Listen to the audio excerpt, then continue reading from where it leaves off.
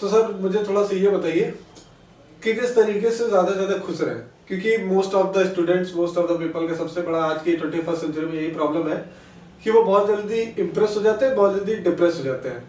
तो क्या ऐसा वो करें, या इवन हमको भी सर कुछ ऐसा बताइए कि क्या हम लोग ऐसा करें कि ज्यादा खुश रहें सर, उसके लिए सर क्या बताएं? सबसे पहली चीज तो ये है सर कि अगर आपको खुश रहना है तो दूसरों को खुश करना छोड़ दीजिए, क्योंकि आप दूसरों को खुश रखने के चक्कर में कहीं ना कहीं आप अपना नुकसान कर रहे हैं, अपना त्याग कर रहे हैं।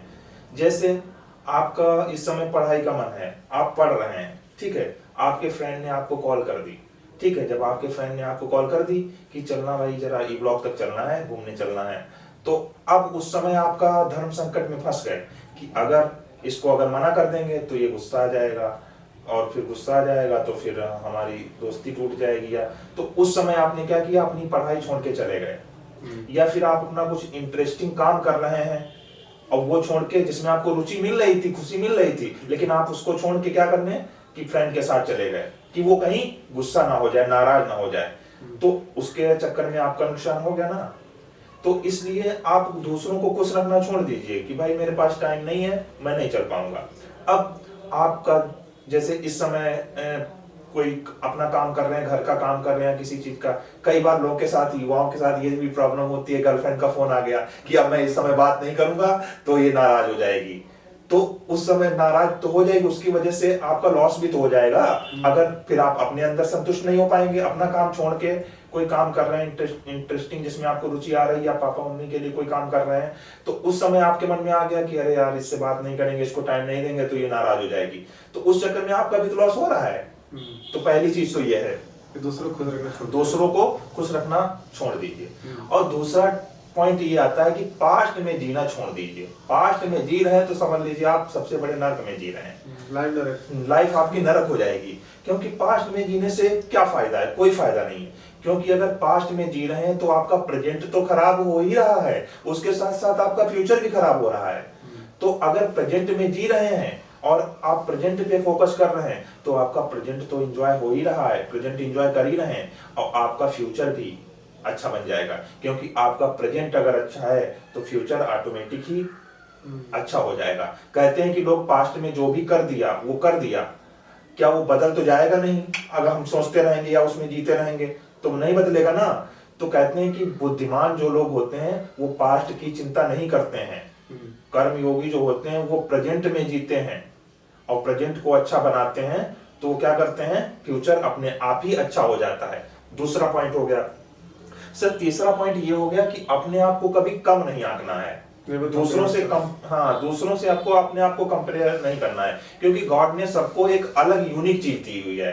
किसी के बाल अच्छे हैं, किसी का चेहरा, हाँ, किसी का चेहरा अच्छा है सर, किसी के पास बुद्धि अच्छी है, ज्यादा है, किसी के पास कम बुद्धि है तो कोई और ही उनको ज्ञान दे दिया है।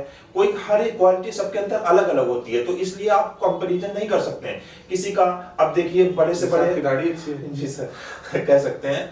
तो सर जैसे कि किसी को, अब देखिए कोई पढ़ने में नहीं अच्छा है तो क्रिकेटर बन गया, अगर वो कहता कि नहीं नहीं मुझे पढ़ना ही है, मुझे बुद्धि लगानी है, पढ़ना है, तो अगर उसके पास बुद्धि नहीं काम कर रही है, अगर पढ़ाई में अच्छा नहीं है, तो क्या क्रिकेटर बन गया, कोई सिंगर बन गया सर। तो सबको अपने अंदर कंपेयर नहीं करना है कि अगर ये आईएएस बन रहा तो मैं भी आईएएस बनूंगा। आपके अंदर जो दूसरी क्वालिटी है आप उसको रिकॉग्नाइज करिए, सबसे पहले अपने अंदर पहचानिए। सॉरी सर बीच में टोक दी, ये सर आपने लाइन बहुत अच्छी बोली कि अगर कोई आईएएस बन रहा है तो आप ये मत सोचो कि हमको भी आईएएस बनना है। और सबसे ज्यादा लोग यही इसीलिए परेशान भी रहते हैं। मैंने देखा अगर किसी का कोई दोस्त है, उसने कहा कि अच्छे बीए कर लो, हम भी बीए कर लेते हैं, वो बीएससी कर लो, हम भी बीएससी कर ले, अच्छा वो आईएएस की तैयारी कर लो, आईएएस की, अच्छा वो नए ना, अरे बाप रे बाप, वो तो आप पीसीएस की तैयारी हम भी कर ले।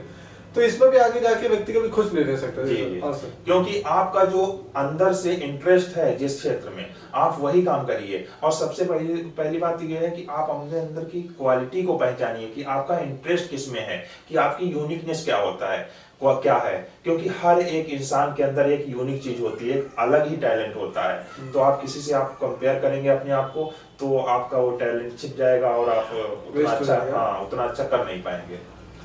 सो मतलब ये सारी चीजें जैसे खुश रखने के लिए आपने सबसे पहली चीज बताई थी कि दूसरों को खुश रखना छोड़ दो। जी सर। क्योंकि अगर आप दूसरों को खुश रखते हैं इसका मतलब क्या आप हमेशा उदास रहेंगे, क्योंकि मुझे ऐसा लगता है कि दुनिया में हर व्यक्ति आपसे खुश कभी हो भी नहीं सकता और कभी किसी खुश कर भी नहीं सकता। नहीं कर सकते। और अगर आप खुश करने की कोशिश कर रहे हैं तो मतलब ये है कि आप परेशानी की तरफ जा रहे हैं। और दूसरी चीज आपने बताई थी कि पास्ट में कभी ना जियो, और पास्ट में ये भी चीज बहुत इंपॉर्टेंट जैसे आपने बताई कि अगर कोई पास्ट में जिंदगी जी रहा है मतलब लाइव नरक को भोग रहा है। क्योंकि भाई पास्ट जो गुजर चुका वो बदल सकता नहीं, मेरी सरकार टूट गई थी आपको तो पता है सर। तो मैं इसको सोच सोच के परेशान होता, इससे अच्छा पापा को सुबह बता दिया भैया कहाँ लग गई, हमें भी टेंशन फ्री हो गया सर। ठीक है, और इससे आपने बोला कि फ्यूचर भी आपका अच्छा होगा, प्रेजेंट को एंजॉय करें। और तीसरी लास्ट चीज सर आपने बताई थी कि नेवर कंपेयर योरसेल्फ, यानी कि आप कभी अपनी तुलना न करें। जैसे आपने बोला किसी का हेयर स्टाइल अच्छा है, किसी का बियर्ड अच्छा है, किसी का बॉडी आपकी तरह अच्छा है, तो सबके अंदर अलग अलग यूनिकनेस है, तो उसको हम लोग देखें ना सर। और एक सर आपने लास्ट में लाइन बोली बहुत अच्छी लगी कि अगर वो मैंने पहले ही बोली थी कि भैया अगर कोई किसी चीज की तैयारी करे तो आप भेड़ चाल मत चलो कि वो कर रहा है तो हम भी कर ले, अदरवाइज वो अपने इंटरेस्ट से कर रहा है वो तो खुश होगा आगे, आपने उसको देख के क्या आप खुश नहीं होंगे सर। तो मतलब ये कुछ चीजें हैं जिसको अगर लोग अपने लाइफ में इम्प्लीमेंट करें कि सबसे पहले दूसरों को खुश रखना छोड़ दो, पास्ट में जीना छोड़ दो, और कम अपने आप को कभी मत आको, तो आप खुश रह सकते हैं ना सर। और आई थिंक दो चार चीजें और थी जो आपने मेरे से डिस्कस की थी कि किसी से उम्मीद ना रखे सर, उस पर सर कुछ कहना चाहेंगे सर? हाँ सर, उम्मीदों से ही आपको नुकसान होता है, क्योंकि कहते हैं कि गौतम बुद्ध जी भी कहते हैं कि तृष्णा ही सभी दुखों का मूल है। आपके अंदर इच्छाएं हैं, उम्मीदें हैं, उसी से आपको तकलीफ होगी। अगर आपने किसी से उम्मीद रखी है कि ये इंसान हमको कभी कोई चीज मना नहीं करेगा और उसने मना कर दिया तो आपको तकलीफ होगी। यहाँ तक कि आज के युवाओं की दिक्कत है कि मेरी गर्लफ्रेंड मुझे कभी छोड़ के नहीं जाएगी।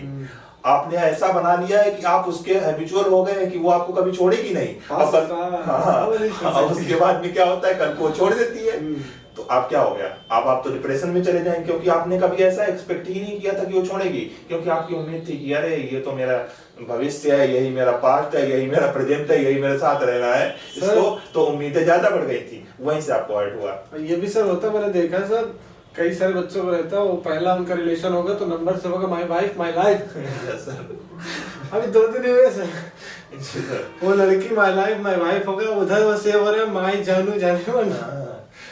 ये सब चीजें आगे चल के सर बहुत दुख देती है सर। सो वीडियो को फिलहाल हम लोग ज्यादा लंबा नहीं खींचेंगे, और लास्ट में बिल्कुल एकदम शॉर्ट में जो चीजें बताई सर ने बिल्कुल शॉर्ट बता दी। खुश रहने के 4 नियम है, 4 नियम। पहला नियम ये है कि आप सबको खुश ना रखें, दूसरा नियम ये है कि आप पास में ना रहें, तीसरी चीज ये है कि आप खुद का कभी कंपैरिजन न करें, और चौथी चीज जो आपने बताई कि सर कभी भी किसी से उम्मीद ना रखें, है ना। तो थैंक यू सर इतनी सारी इन्फॉर्मेशन देने के लिए।